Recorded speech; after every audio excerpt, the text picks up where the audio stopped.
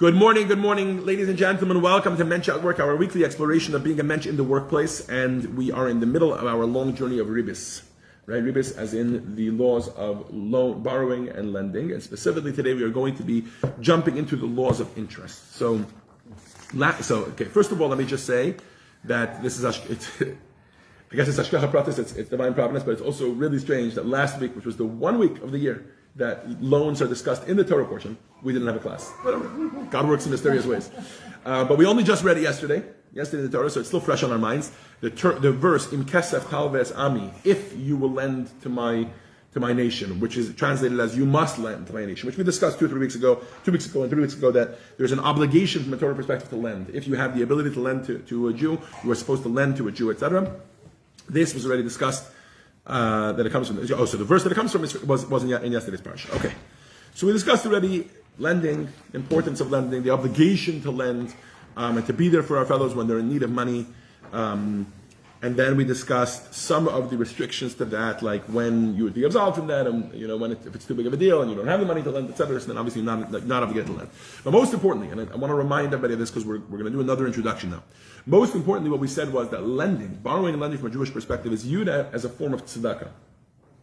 In other words, it's viewed as part of the list of laws, like giving somebody money when they don't need it, not lending, giving, which is tzedakah, the class of charity, or hosting guests in your home, or visiting the sick, or all these things, right? Giving a loan is the same thing, okay?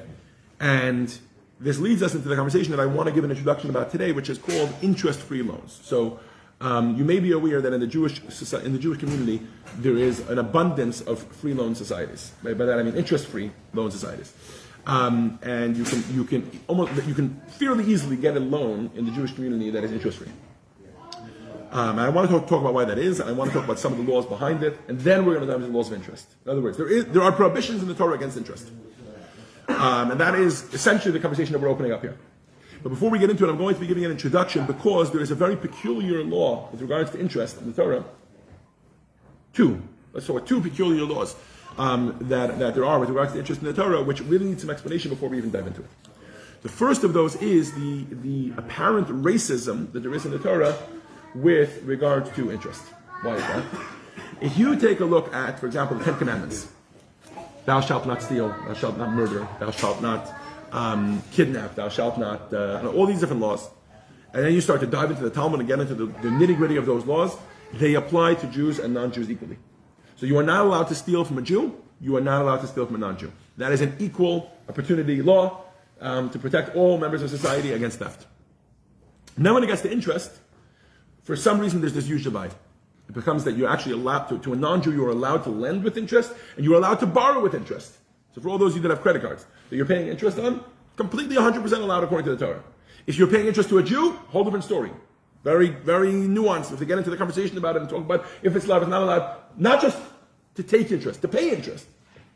Right? If I have a Jew who completely doesn't keep the Torah and he's like, look, I don't know what your laws are about interest, but I want to lend you with interest. I'm not allowed to borrow from him with interest. It's both sides. I'm not allowed to borrow and I'm not allowed to lend. The prohibition is on both sides. But when it comes to non-Jews, that law is completely and utterly not just not present, but totally not a thing. You're allowed to lend to a non-Jew with interest, and you're allowed to borrow from a non-Jew with interest. Which one could argue has led over certain periods of history to much anti-Semitism, right? Both because of borrowing too much with interest, or because they were lending with different amounts to Jews and non-Jews, etc. And I'm not going to say I don't believe it's true that all of the blame lied only with the non-Jews that were judging us and being anti-Semitic towards us because of it. Some of it probably lied with some Jews that were maybe charging too much interest, or whatever it is. So the question becomes, why would there even be a difference to begin with? Why would you be allowed to lend to a non-Jew with interest, but to a Jew interest is forbidden? Okay, that's the first law that we're going to discuss, which is very peculiar with regards to loans, with regards to interest on loans, and which we want to talk about to give the introduction to understand what a loan is all about from a Jewish perspective. The second one is that after a couple of years went by, 1,000, 1,500 years, I don't know exactly when it was introduced, we can Google it, something came onto the scene which is called heter iska. Anybody familiar with this term? Heter iska is the halachic allowance to lend with interest. So actually today, if Adam is a nice venture capitalist and I want to borrow from Adam, we want to go into business and he wants to invest in my company, but he only wants to do so with interest because he can do it to non-Jews with interest, so why shouldn't he do it to Jews with interest? Right? And make some money off of it. He doesn't want to only lend to non-Jews because that's where he's making his money. And he's a venture capitalist, that's what he does for a living. So there is an allowance in the Torah, rabbinically, ironically, quote unquote, taking down the law of the Torah, this is one of there's a technical way that they can do this, which we can talk about, but it's one of the only places in the Torah that the rabbis are so bold as to do this. There's a prohibition in the Torah against interest, and the rabbis basically give us a loophole how to go through with it. So if you're so against interest, two questions come up. Number one is, why for non-Jews is it allowed? If the Torah believes that lending with interest is some sort of a negative thing, right? Then why would it be allowed for non-Jews? Number one. Number two, why then later on would the rabbis come and institute this thing, which is heter iska, to allow Jews to lend to each other with interest, and then sort of uproot this entire value, so to speak, in the Torah? Everybody with me? Yeah. Okay. Have I asked some very good questions? Yeah. Okay, good. And the answer is So, no, I would never ask these questions just in a we do sometimes the Q&A where it's like 60 seconds to answer each question, etc. Right? I would never do that. This is a nuanced topic that really needs to be handled properly. Hopefully by the end of the next 15 minutes, you'll have a really clear grasp of that. So, the answer lies in understanding what a loan is from the Torah perspective. The Torah does not view loans as evil. Even though today I think some of them are, at least loan sharks and high interest rates, etc., and maybe it can be used in an evil way, the Torah does not view loans as evil. Actually, the Torah views loans as one of the most ethical and wonderful things that society can do. It's why loaning to another Jew is actually considered a mitzvah, which and those members of this class, you're familiar with this already. Why? Because we discussed this already. We discussed this already 2 weeks ago and 3 weeks ago. We discussed the fact that from a Torah perspective, even though im is if, in the Torah that word is translated as when. When it comes to loans, it's translated as when. That every Jew, at some point in their life, should come to a position where you lend to another person. Lending money from one person to another person is considered a good thing from a Jewish perspective. Why is that? Why is that? Because lending money to another person, first of all, is a form of tzedakah. Second of all, allows business and economics to flourish. It's why, to the best of my knowledge, there isn't a society in the world that bans loans or bans loans with interest. Right? The Torah does not view lending as a negative thing. Borrowing and lending money, it's not a necessary evil, number one. And number two, the Torah does not view interest as a negative thing. Interest is not considered something that is to be frowned upon. In fact, interest is actually a good thing, which is why we're allowed to do it to non-Jews. Which is why they almost see that even with regards to Jews, it's going to be allowed rabbinically. Why is interest a good thing? Interest is a good thing because money, what's the American slang? Money breeds money or money begets money? What's the line? Something like that. Money moving around always causes more people to have money. Why? Think about it. Every time you donate to Chabad, there's a whole bunch of people making money in the process. The website that I use makes money, and the credit card processor that you use makes money, etc. Anytime I invest or anytime I use my money to buy something, let's not even talk about investments. Let's just talk about the regular business laws we've been talking about until now. I use my money to buy something, and then I take that something and I sell it for more money. If I have money, money can make money. That's the way it works. Everybody knows that. If you have cash, in fact, I think in today's society, in today's financial wisdom, it's too bad Vicky's not here today. This is such a conversation she would love. Yeah. But in today's society, if you have money sitting in a bank account, when I was a kid, used to get like interest on that. The savings account would give you interest. I think it still exists, but it's like keep your interest. You know what I mean? Like, what do they give you? Like a cent for every $10,000 or something like that, right? I don't know, or something along those lines. I guess it's a start. I don't know. Interest was, putting it in a savings account was considered like getting interest. It was like 18%. Okay, well, CDs I think still are better than savings. Like I have some money in a savings account right now. And Gitty and I talk about how it's actually a crime. It shouldn't be. Take it and put it in something, a mutual fund or something, whatever, right? Yeah. CD. Why is that? Why do even a savings account, like Annie says, it's a start. Even in a savings account, they'll give you something, right? And then in a CD, they'll give you more. And then in a mutual fund, they'll give you more. Why are they doing this? You just give them their money and they give you money. Why is that? The reason is because they can use that money for something. They can use that money to go buy something and do something, etc. Right? I just explained this to Menachem, and I think he was a little too young for it. I just explained to him that there isn't a room in the bank where they have his money, and he was mortified because he has over $1,000. You know, his Hanukkah geld and his this, and he's so excited about when he became a thousandaire. It was huge news in our family. A thousandaire. He's a thousandaire. he made up this word. And he was so excited about it. And then one day I broke the news to him. Was, did you try this with your kids? Yeah. Tell them that the money that they have in the bank doesn't have. They'll be mortified. I had it in my hand. Hanukkah, I had it. It was $100 that I got from Hanukkah geld from all sorts of people, my friends, my family, my uncles, my aunts. I took it. I gave it to the bank, and you mean they don't have it? They're not holding it in a vault for me? And the answer is no. Why? Because the bank itself, the whole banking industry is based on, as Vicky would be able to explain to us, is based on the fact that you give me your money, just me holding onto your money is valuable to me. Why? Because then I can go and use the money for all sorts of things. Okay, every once in a while it leads to a balagan like we had in 2008. Right? If everybody comes at the same time and wants their money out of the bank, we're going to have an issue. But for the most part, money trading hands is a good thing. And the reason that the interest exists, money trading hands is a good thing, and interest trading hands is a good thing according to the Torah. Fascinating. You heard it here first, you can take it to the bank. Pun intended. Interest trading hands according to the Torah is a good thing. Why is it a good thing? Because we want an economy to flourish. We want people to be able to give money to other people and not be losing money by giving it to them. I lend you money, right? Instead of lending that money to you, I can use that money to do some sort of a business transaction, whatever it is. Even let's just talk simply. I can use to buy 10 potatoes and then sell those 10 potatoes at a profit. And I'm not doing that. Instead, I'm lending it to you. I deserve to be compensated for that loss. So therefore, interest is a good thing from a Torah perspective. The Torah likes interest.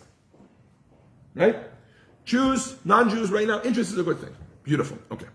Does this make sense to most people? Yeah. So the rabbi is basically... Wait, we're getting to the rabbis in a second. No, hold on. We're not holding the rabbis yet. First we have to deal with the non-Jews. The concept of opportunity. I have a structure here. We're getting it. Hold on. Okay, so let's start with the fact that interest is a good thing. Is everybody on board with that, or do some people still feel interest is an evil thing?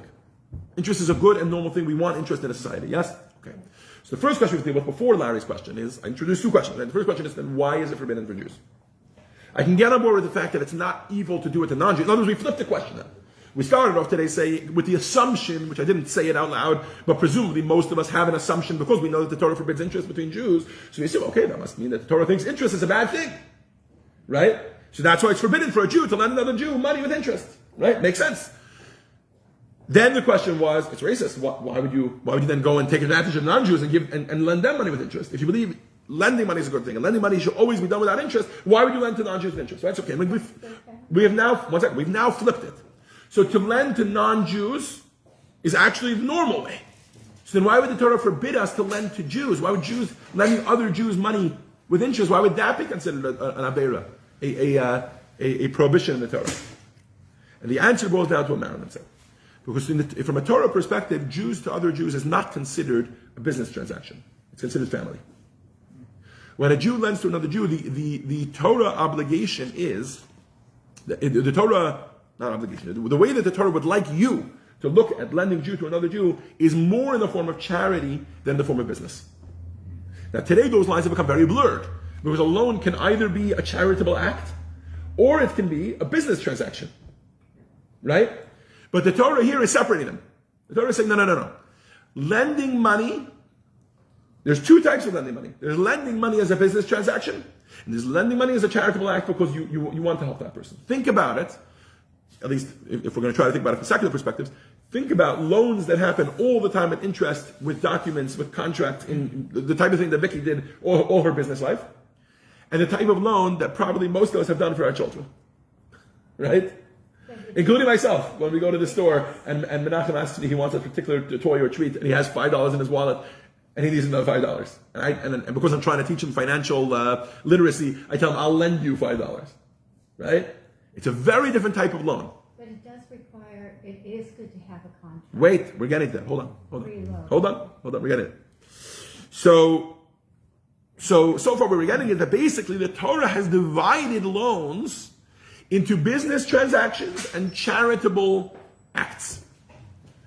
And this ties back to the introduction we gave you a few weeks ago, and which I summarized today at the beginning of the class, which is that a loan from a Jew to another Jew is really supposed to be viewed as a charitable act. It's in the category of hosting guests and giving money into a pushka.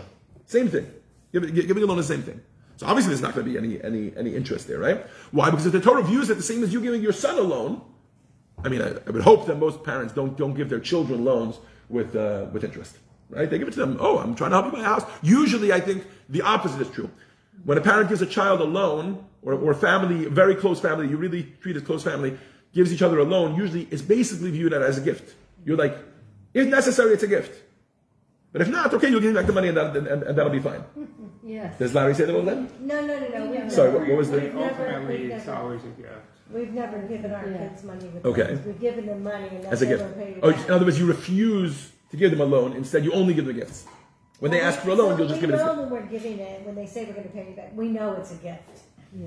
And if they pay it back, whatever, good on them, and it's a nice thing, whatever. We've never asked for it, and they've never offered Right. it. So, but I will say like this. That's a very healthy attitude. And it would also be healthy for them to repay this loan, quote unquote. And when they do, you could say, okay, great, thank you so much. Here, I'll take it. You take it. And they say, oh, by the way, I have a gift for you. Same enough. Happens to me. Right? But Get there. in other words, my point is like this. My point is that this, from a Torah perspective, this is the difference between what's going on here. And obviously, we cannot treat the entire world as family. Why? Because it's impossible. You can't just be free with your money like that. You'll never get anywhere, right? Okay, beautiful. This leads us to the second point, which was Larry's question, whatever, my question at the beginning, and then Larry was sticking it in there. A couple of years went by. Not only did this family grow, right, the Jewish family, but and I don't know, we could lament it. Maybe every Jew should treat other Jew in that way. Same way that they treat their son. That's beyond the scope of today's conversation. But a different problem emerged. What was the problem that emerged? Because Jews were not viewing each other as family in that way, and it wasn't that extreme. So a different problem emerged. If they're only going to lend with interest, if they're only going to lend as a business transaction, they're not going to be doing any of these charitable loans. They're going to be giving charity, period. Right? Here's money.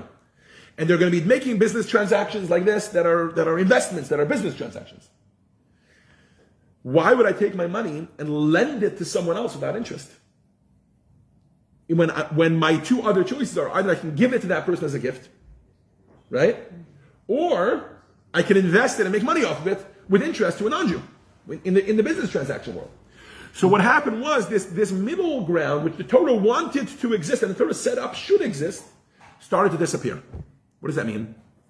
The charitable act of loaning money to somebody, which by the way, the Rambam, Maimonides, lists 8 levels of tzedakah, 8 levels of being charitable to someone else and being kind to someone else and helping someone else.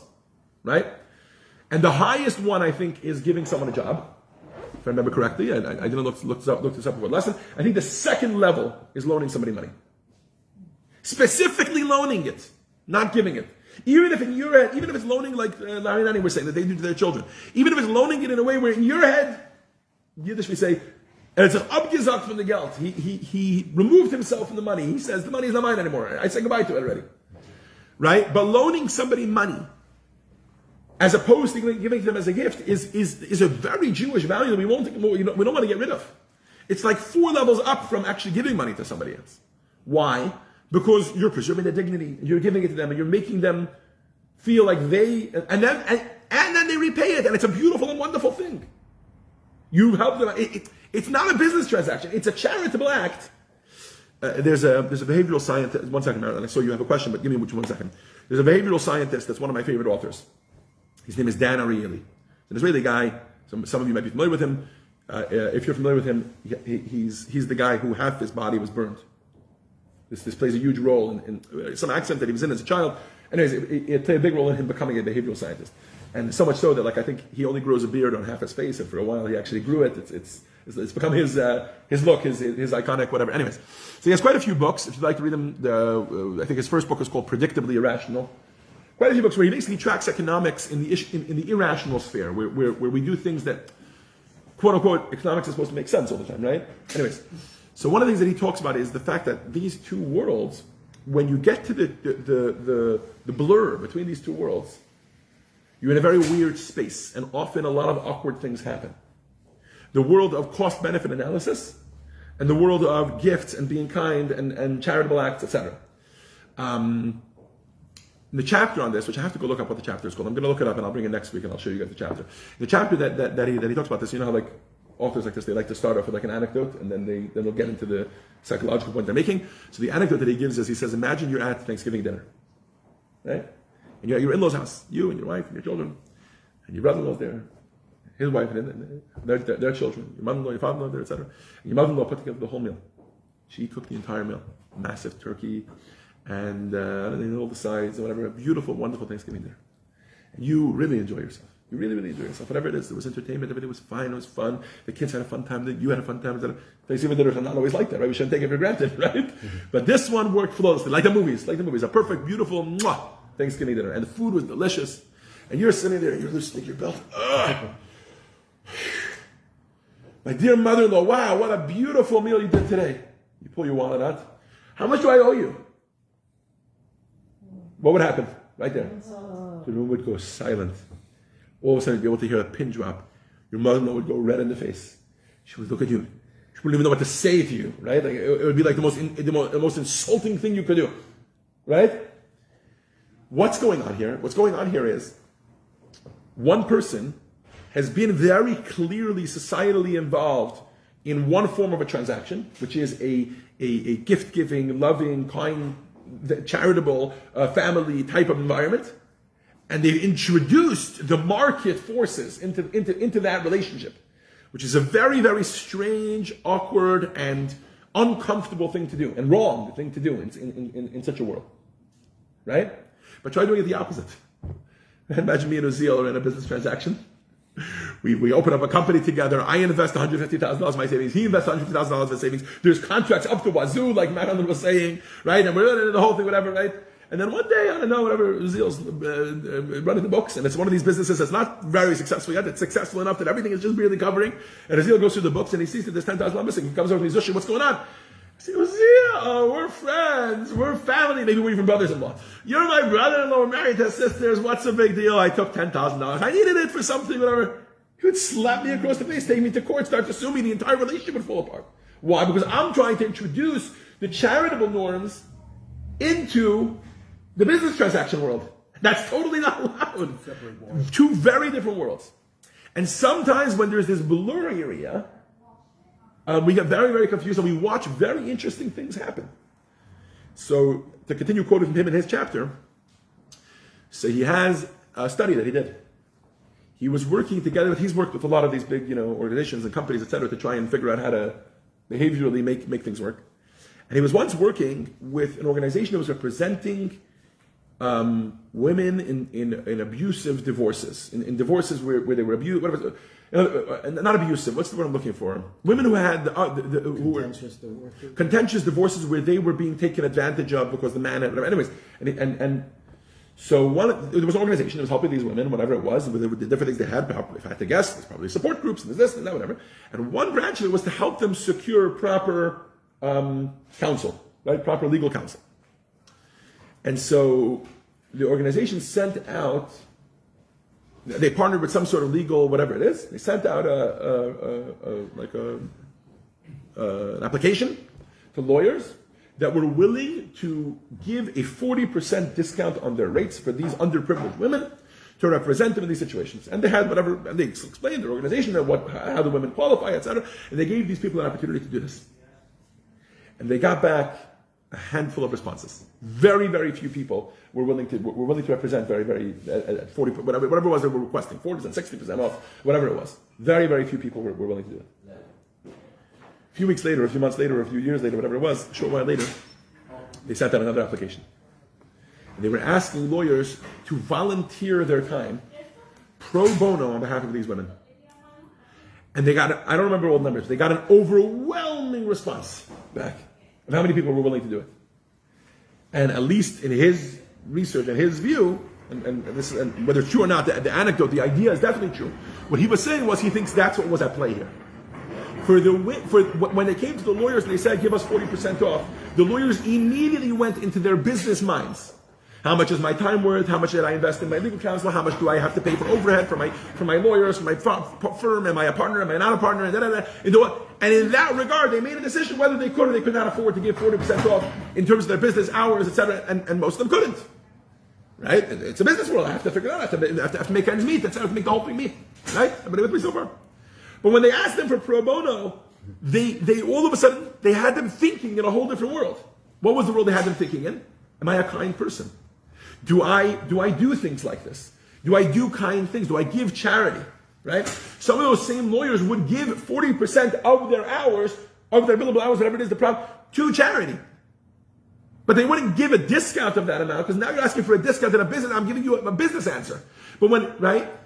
That's what's going on here as well. So, we have two different worlds so far, and this is the Torah's approach. And so far we've answered the first question, I think, fairly successfully. The Torah does not view interest as an evil thing. The Torah just views interest as a business tool. And the Torah does not view loans as a business move. The Torah views loans as a charitable act. So to family, the Torah wants us giving charity and doing things like that to take care of our family. But in the business world, the Torah wants us giving loans with interest. This brings us to answer the second question, which I think should at this point be very, very clear, which is at the point that the rabbis realized.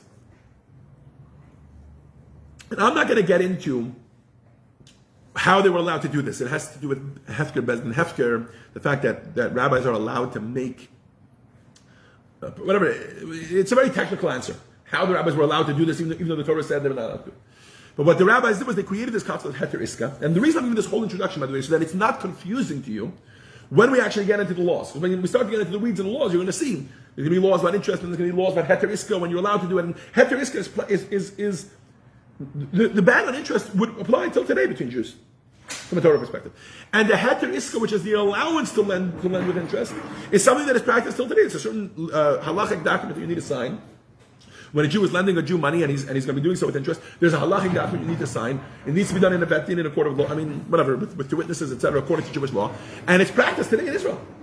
Jews that are lending other Jews money in Israel are doing so with these documents, as well as outside of Israel as well, when you're doing business within the religious and Jewish world. And I'm giving this whole introduction in order to explain, before we even get into the weeds, why these things exist. So back to the question, so to finish answering it, I know I'm a little all over the place here. But, when the rabbis realized that this there's another benefit, which is doing business with interest, right? Giving loans in the business sense of the word. And it became a normal thing for people to borrow and lend money, not as a charitable act, but as a business move. And they wanted Jews to be able to benefit from that too. Why should not only non-Jews benefit from this? So they introduced a third category. I want to repeat that for a third time, because it's very important you understand that they didn't try to change one of the existing two categories. They introduced a third category. So, loans to non-Jews in a business sense still exist. Loans in a charitable sense between Jews still exist. They don't want to remove that category and replace it with loans with interest. Instead, they introduced a third category. And that third category is Jews should be able to loan each other money and do so in a business sense, and therefore charge each other interest. And for this, they introduce the allowance of Heter Iska, which is a particular document that you need to sign, which allows you to do that. And I want to stress that the reason I repeated it 3 times, and I want to stress this, is because it's important to understand that they never intended to, and it never did, uproot the Jewish value of a charitable loan from one person to another person, a free loan society. Which is why, to the best of my knowledge, the Jewish world is the only place in the world that you can find as a mass movement, free loan societies. Within the Hasidic world, within the Chabad world, within the Chabad world of Crown Heights, and the Chabad world in Israel, within the Satmar community, and the Belzer community, and the Litvish community, and in every Jewish community, in fact, according to Jewish laws, there's certain things that are fundamentals, bedrocks of a Jewish community. One of those is a mikveh, yes, one of those is a shul, another one is a free loan society. And A gemach. advertising on the radio, and they're the Jewish Free Loan Society, and they're advertising. They're focusing on students, loaning them. Which one is this? This is one of them. You're saying is focusing on this. The Free Loan Society. No, there's lots of them. And then Los Angeles. There are thousands and thousands of Jewish free loan societies. Yeah, but I don't know which one it is. Okay. But it's in Los Angeles. Yep. And they're saying that, to students, you don't even have to be Jewish. Okay, so that's a different thing. They're doing a different thing. They're doing a different thing. But there's one thing that's always existed, is if a Jew makes a loan to another Jew, although at the time they weren't allowed to charge interest, they could make an arrangement where they get a certain percent of the profit. No, that's what we're talking about here. That is heter iska. We're going to talk about that when we get there. How it works, etc. That's the allowance for interest. But what I want to stress, and I want to make sure that everybody has clear, is that the third category wasn't meant to eliminate any of the other two. Or maybe if you want to look at it differently, that's the way I present it. If you want to look at it differently, they wanted Jews to also be able to be in the second category, to also be able to do business with interest. But the first category, they never intended to eliminate the first category, which is that there should be a charitable move, a charitable category of giving a loan to someone interest-free as a charity move. Yeah, but again, not giving it to them as charity, giving it to them as a loan, which we already discussed how important that is, the dignity of it. Yes. So last week when, or not last week, the week before, we were talking, there came in the conversation about you gave a family member a loan, and you knew they were struggling, so you helped them, but there was a time limit in which they would pay it back, that those folks, the way that they continued living or growing their family made it that they would never ever be able to do that. Right. At some point, when does it become When it's become charity, you're saying. when does it become charity, or when they really should have made an effort based on knowing their circumstances, not continuing on a path that would prevent them from ever paying it? Right. So, I mean, where's that fine line? You're saying irresponsibility, is that right? So Exactly. I will clarify that all of the laws we've learned to date about loans, we were talking about the charitable form of loans. Maybe I should have done this introduction, I thought about it this morning, at the beginning. I chose to do it after we already spoke about loans and we had laws about loans. But I want you to understand that all those laws about loans, we're talking about interest-free loans. Yeah.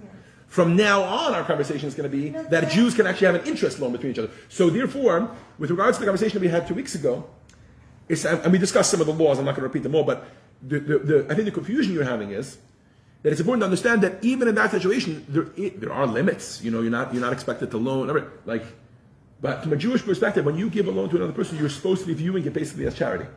So it's very similar to what you and Larry said about when you loan your children. You give it to them, and you want to call it a loan, right? But I'm calling it a gift, right? That's the way the Torah really wants us to view loaning. No. Why? Because when we lend money to someone else, it's not supposed to be viewed as a business transaction. Oh, responsibility, payback, etc. The whole purpose of calling it a loan as opposed to calling it charity is mainly to preserve the other person's dignity. Okay, so the part of the conversation was someone lent a cousin or Right. a nephew or something a loan so that they could buy a home, but then they continue to grow their family or live a And not pay lifestyle back the loan. and not pay the loan. And then it came to the time frame in which if they hadn't paid it back, then the time expired in which you can no longer expect for it to be paid back. At what point is the responsibility of that? And that's what I could. You're saying to the borrower or to the lender? The borrower. Okay, because I want to make it clear, because a lot of times people think about it, and they think about it from a perspective like the lender has like a right to his money back. You're right about that. That's true. But let me ask you a question this way. When are you expecting the money? We were just talking about the summary of donations that you gave to Chabad this year. When are you expecting that money back? What's the term limit on that? No, never. You see how awkward the conversation got? That was charity. I gave that away as a gift. Because you think of it as charity, therefore you're not expecting it back. The Torah wants you to think about loans that way. I understand. Okay. The interest-free loans. From a lender's perspective, the Torah wants you to think about them that way. So then you ask, so why did you create this category of loans? Just make it charity. We already have charity. So right? if 1 second. me- Meaning, hold on. Loans in the Torah, in Maimonides, this is listed as one of the 8 forms of giving charity. Everybody familiar with the concept of the Jewish value of giving charity? You give money to another person just out of the goodness of your heart to help them. One of the top layers of this, one of the top levels of this is giving them a loan. In other words, the loan should be viewed as charity. It's a charitable act. You're giving it to someone as a charity. Here. So then why does it exist? Right? Why does that level exist? Why wouldn't you just have different forms of giving money to someone without expecting it in return? The answer is much more because of the borrower. Because we want the borrower to preserve their dignity. Therefore, you're giving him charity. But you're giving it to him in a way where he doesn't feel like he's accepted charity, he's going to pay back. Okay. So now, to the borrower's perspective, the borrower does have a responsibility to pay back because it was given as a loan. It wasn't given as charity, right? And the borrower should do everything in there. And we discussed last week what happens when they can't and well, not last week, 2 weeks ago. Last time we learned about what happens when we get to it. Does that help clarify a little bit for you? Yeah, what's the No. difference? No? Okay. Not for me. So what? Okay. So go ahead. I'll just use a scenario. So what if my nephew who has means decides to buy a home, and now he wants to expand this home and build all of this stuff, and he asks for a loan, and you give to him because you have faith that, all of this is going to work out. Right. And he overextends himself, he's unable to pay for it, and the timeline of which is coming to expire, in which you could even ask for it to come back. Right. So you go into it thinking that you're of course doing a nice thing, but they weren't really a charity need, but it became charity. So at what point does the borrower make some helping decisions? Right. So again, let's divide it. From the lender's perspective, then they should never have lent this money to this person. They should have engaged in a heteriska. They should have engaged in the new version that the rabbis introduced, that third category, which is, okay, if you're lending to someone with means, it's not going to be a charitable act, then it should be done with a heteriska and take interest. Okay. If not, you can do it as charity, number one. But this is why I keep dividing the borrower and the lender. I'm going to quote to you again what we quoted last week. It is forbidden to take a loan and use it in an unnecessary manner. Right? How does the Torah even get to say that to a borrower? What does that mean that a borrower has a responsibility to use the money in a responsible manner?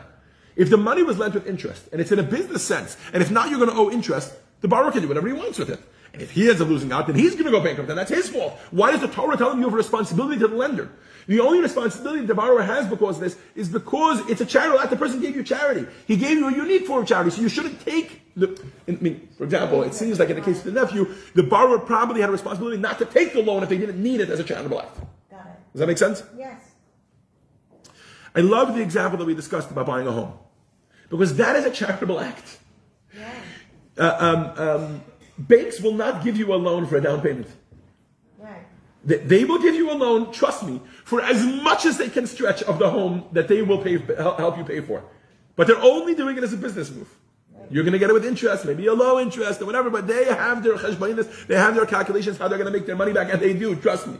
Right? Credit cards the same way. They will never give it to you, but they won't lend you that last bit. Where do people take the interest-free loans from family, for buying a home? Always in a down payment. Right? Why? Because that's where family will do it. And in that instance, it should be done as family. It should be done as a charitable act.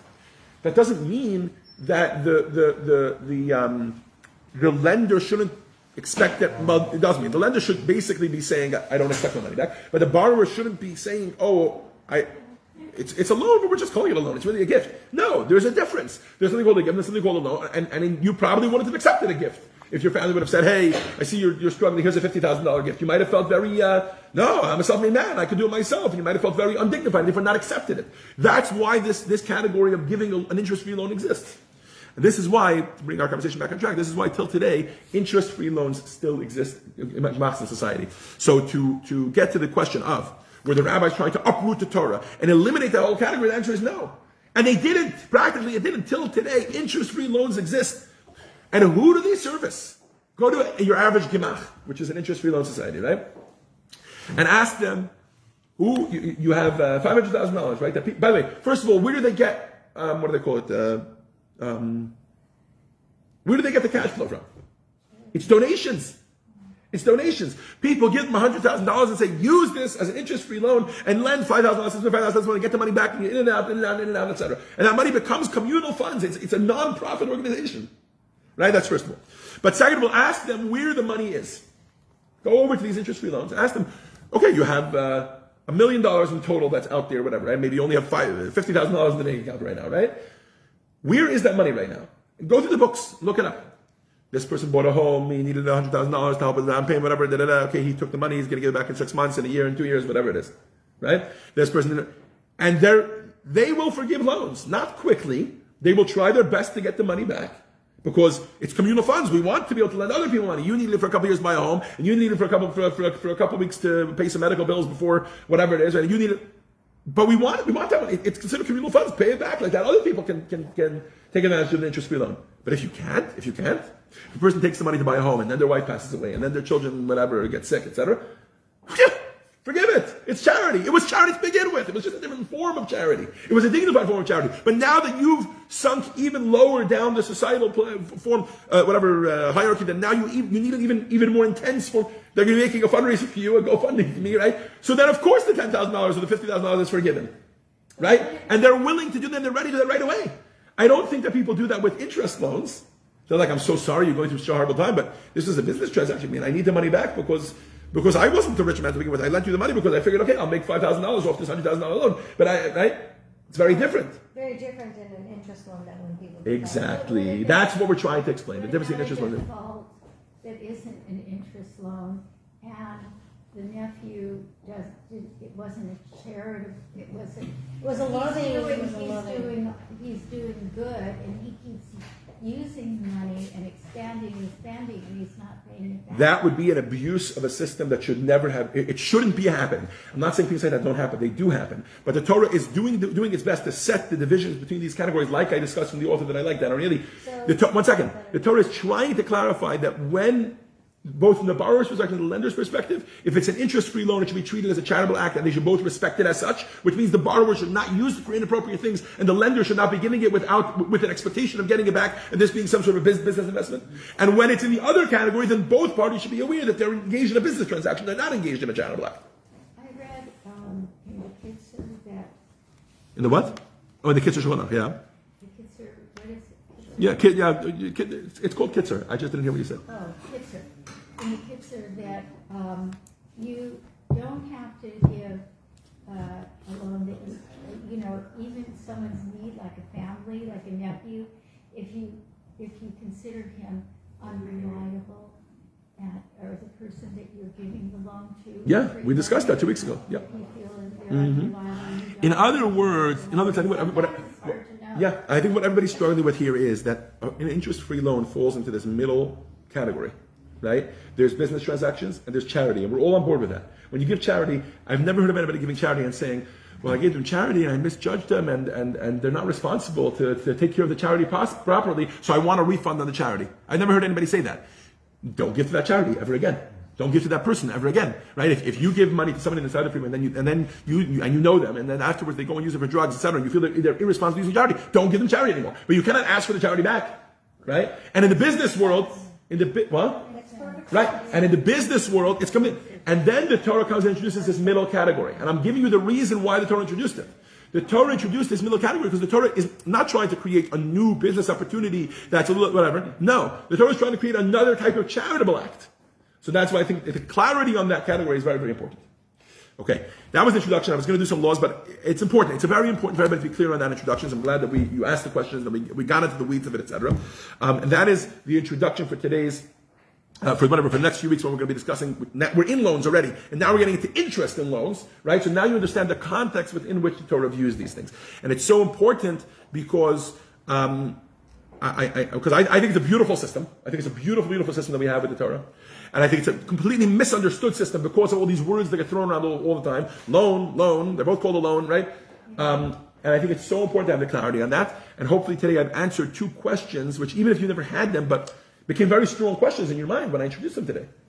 When I spoke about it at the beginning, before we had clarity on the different categories, etc., it seemed very racist that the Torah would not allow us to lend money, would allow us to lend money to non-Jews with interest, but not allow us to lend money to Jews with interest. Right? And then it seemed very strange that the rabbis would come and introduce that a Jew could have, like the Torah is against it, it's against it, it's not against it. But now you understand what's going on here. The Torah is not against, it's not for or against. The Torah is not making a morality decision about interest. What the Torah is trying to, interest is a totally fine thing to do. What the Torah is trying to do is to put interest into one category and create another category and create a society that has both of those involved. With this, we'll conclude our class for this week, Mentsch at Work, and I look forward to seeing you all next week.